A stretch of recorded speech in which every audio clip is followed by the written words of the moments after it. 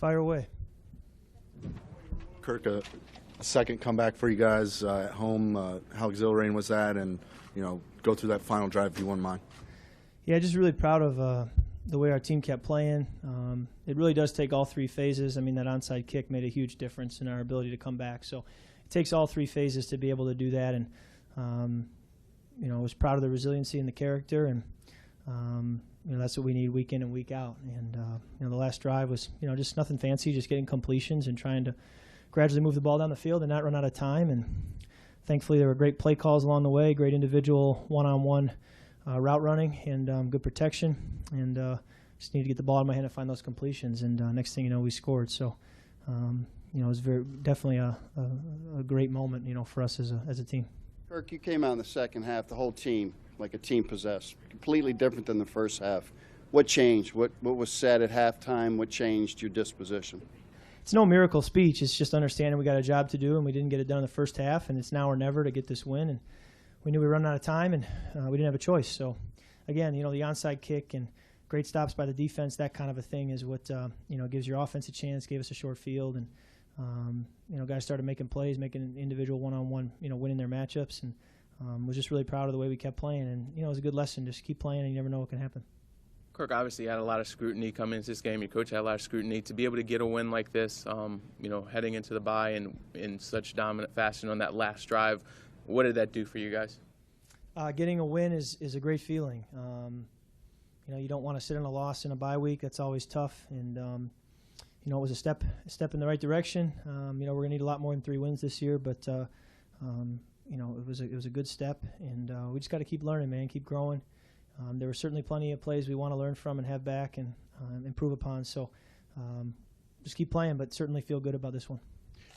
Can you just talk about that winning touchdown play to Jordan, what you saw on the field? I think you guys had 4 to one side and Jordan on the other.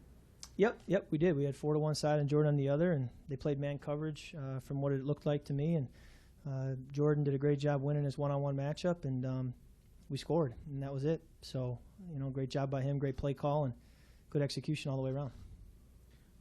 Kirk, 2 questions on Jordan. When you saw that matchup, did you know immediately that's where you were going? And what makes him such an effective receiver against safeties and other DBs? Your first question, we have reads and rules, and based on the coverage and based on the play, my rules and read took me to him. And then what makes him so special, he's a talented player. He's wired to be able to separate. He's got great hands. He's a competitor. He makes a big difference. And great teammate, great person. And, looking forward again. He's a young player, and I feel like, we all need to just keep developing, keep growing, keep working. So, excited about, his future. I think it's very bright. Trent Williams said that final drive, there was a sense of calm and confidence in the huddle. Is that something that, first of all, you've noticed? Is that something that's also changed where maybe it wasn't earlier in the season? Well, if there's a sense of panic in the huddle, we're in trouble. So I hope there's calm and confidence at all times. But that's the way we operate. I mean, we try to always say one play at a time. Just, try to find a completion, execute your job, and we'll see where we are after this play, and then we'll talk in the next play. But I would agree. There was calm and confidence, and that's what you need, and that's what it should be all the time. Kirk, you've talked previously about not being hesitant to make some of the tough throws after some of these games where you've had some interceptions. When you look at those last 2 plays and your throw to Roberts that was not close to being intercepted, but maybe not a pass you were happy with, and then you come back to make the pass to Jordan. What goes through your head in those situations, bouncing back from those plays? Just go to the next play. Do it, the play calls for you to do, and try to execute the best you can. And, as I've said many, many times, there's tight windows in this league. There's really good coverage, and if you are afraid to let one go, it's going to be tough to move the ball. So you got to be able to see stuff quickly, get the ball in your hand quickly, make quick decisions, and if you want to be an explosive offense, you're going to have to live with some setbacks now and then, turnovers and that kind of a thing. But certainly we're always trying to cut down on those and learn from them and, continue to try to make good decisions as often as possible. When you were down in the second quarter, there were some boos around the stadium. You said you changed the TV channel at home to tune that out, but obviously you can't do that here. Were you conscious of it, and did it make you want to, perform for the fans a little better? Well, you certainly don't want to hear them, and they've paid for their ticket. They can do what they want. but I heard cheers at the end, and that's all that matters. You guys had a lot more, it seemed like more bootlegs and rollouts and things like that. What was it that you guys saw that felt like it would set you up better to do some of that stuff today that you hadn't been doing most of this season? Yeah, I think that's a great question for Sean McVay or Jay Gruden, just because of the they're the one calling the plays. But I feel like when we can get out on the edge and not feel like the pass rush is getting to us on that edge, then it gives us a chance. And it was great play calls all day long, keeping them off balance, and just keep going and learn from this one. Can you go through your last 4 passes, the nice touch pass to Crowder at the sideline, and then the 1, 2, 3 from the 6-yard line, a couple you maybe didn't like and the one you did like? Yeah, I really can't remember all of them. We hit the one to Crowder versus man coverage. Great job by Jamison going down the sideline and going up and getting the ball. Again, very talented player. We made a great play. And then I think we threw a fade route to Jordan in the corner, just overthrew it a little bit. He could have gone up and gotten it if I had left it in bounds a little better. So that's certainly a throw that I'll go back and look at critically. And then the next one, it's a bang play. They played too deep, and we tried to hit it on Crowder quickly, and I didn't feel like I had his eyes quickly enough, and so I kind of tried to throw it to a safe spot over his head. But then the safety was in play there too. So it all happened so fast. I'll go back and look at it, but definitely a play you want to learn from and try not to make that mistake in terms of throwing into coverage going forward. And then the last play, like we said, Jordan won his one-on-one matchup, and his great play call made it easy on me, and we won. Kirk, both you and Jay seem a little stoic, reserved almost. You'd think maybe going into a bye week would be a time we'd actually see some excitement, enjoyment about a win. Is it exhaustion? Is it just knowing that there's still so much ahead after the bye? I try to stay like this, man. I don't hit the panic button when things are going bad, and I don't feel like we got it all figured out when we win. I mean, it's a step in the process. It's week 7, and we've got a long ways to go, and we got to learn from the plays that didn't go well just as much as we got to enjoy the ones that did. So am I going to enjoy this one tonight? Yeah, absolutely. It's probably unhealthy to just always be, stoic. But at the same time, it's not like all of our problems are solved and we have everything figured out. But at the same time, when I throw 2 interceptions and we lose, I'm not going to freak out and hit the panic button either. And if I start to do that, I won't last in this league very long. So I try to stay like this, even within the game. Just stay like this and see where we are at the end. And then completely unrelated to that, the onside kick, is that something you're tipped off to beforehand? Like, hey, don't go very far. We might need you again. And then what were your thoughts as you watched that unfold? Yeah, typically you want to tip your offense that, hey, this is an onside, so be ready. We might get it, and you don't want to be caught off guard. So you do get tipped off on it. And it takes great execution by your kicker, but also by your coverage team, and they've got to make the play. And, great job by our special teams coaches to scout that all week long and see that play there. So that's something that, takes a lot of film study and preparation and walking through and running through it. And it turned out to be a very crucial, pivotal play in the game. Kirk, when you talk about moving on to the next play when things happen, it's a 2-part question. How do you balance that versus, like, flashing back like what just happened and maybe learning from that, and even using what happened in the previous comeback?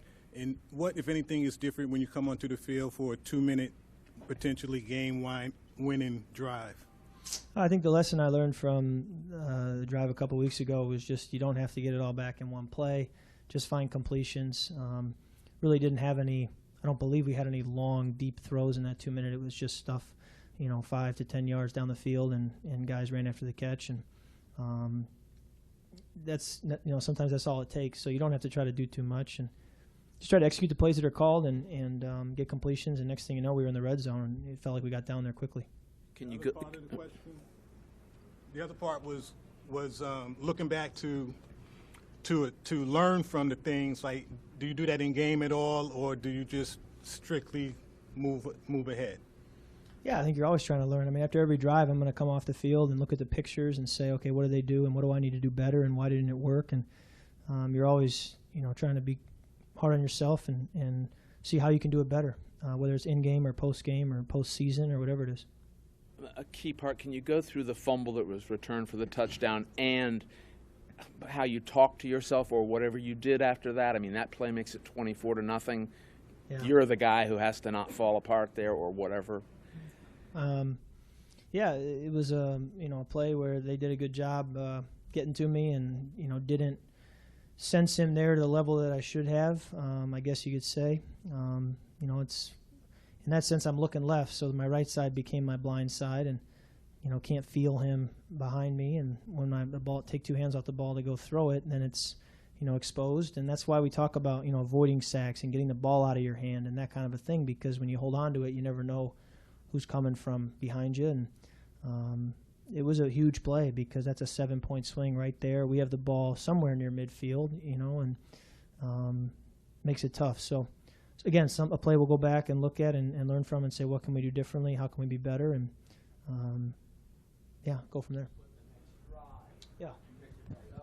Yeah, I mean, again, you can't hit the panic button. You just got to keep playing and say, all right, that happened, next, and go from there. And thankfully there was, still plenty of time left. We had great defensive stops. We had special teams plays. All that contributed to give us a chance, at the end. Could you assess your play through the first 7 games of the season and talk about the strides you think you've made thus far and how far you think you still need to go? Yeah, I feel like there's a long ways to go. And I don't know that it's my job to say how I'm playing. I think it's your job. You guys like to do that, and I think it's my coach's job. And, our scouts' job is to say how I'm playing. But, I know that it's my job to work really hard, to prepare really hard, to never quit, to be tough-minded, and just keep going. And I'm going to keep doing that regardless of what our record is, what the results are. Just keep playing and keep learning from every time out there. Kirk, building on what Tom asked, that sequence there where they stripped you and returned it, seemed like you were building some momentum. You had, I think, a stretch of 7 out of 11 plays that were more than net positive. Right. Did you feel like you were building on something that you could take into the second half? And is that where you kind of started to believe that you could win the game and come back at least? Yeah, I think even the 3 and outs or some of the drives we had even before that where we weren't moving the ball, we never felt like, oh boy, this is going to be a long day. I think we felt like there's plays there to be made. We need to execute and we need to, stick together, but we can do this. And again, after that drive, like you said, I think there was belief and a sense from our play caller to our offense that, we can move the ball on these guys. We just need to settle in and execute. And usually it comes down to everybody just doing their job and doing their part. Thanks, Kirk. All right, thanks.